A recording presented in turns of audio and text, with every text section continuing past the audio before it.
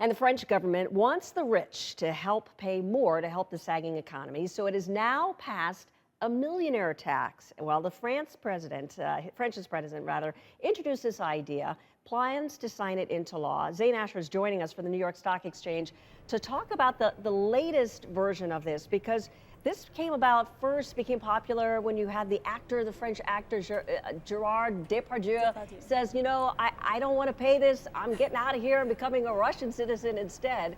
And initially it was very different, right? 75% tax on income that was over €1 million or about $1.4 million a year. That's not what we're talking about. Yeah, so that was the original plan. The original plan was that 75% tax on millionaires. That was ruled illegal. So basically, Francois Hollande has found a way to circumvent that. It's a question of semantics, Suzanne. He's now going to be taxing businesses that pay workers €1 million or $1.4 million, 75%. Now, here's a couple of things you have to understand. First of all, the tax is only temporary. It's only for wages earned in the year 2013 and 2014. I've been speaking to European economists, one of which tells me that he anticipates that French companies are going to start striking deals with their high-income workers to sort of defer some of their wages by a couple of years as a way to get around that tax.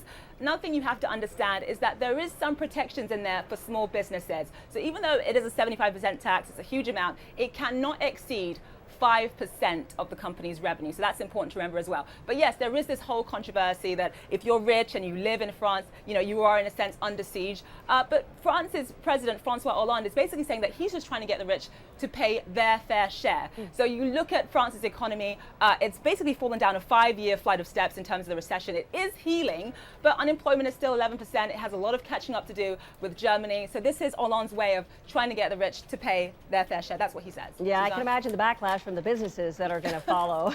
Never mind the individuals, the big businesses. Exactly. So when you look at this, does it actually help the French government shrink this massive budget deficit that it has? Does it make a dent at all? Well, it's interesting because as a country, there are two ways to basically shrink your budget deficit. The first way is obviously to cut spending. The other way is to raise taxes. Now, in terms of raising taxes, this tax is only going to raise €200 million total. Remember, Suzanne, it's only temporary. That's the first thing you have to understand. It's only going to affect 450 companies. But this is more about Francois Hollande making a statement within his party, basically increasing his social standing within the Socialist Party and making a statement on fairness. In terms of whether or not you're going to see French businesses, you know, flee over to the UK, some people say yes, but it is unlikely given that the tax is only temporary. Suzanne?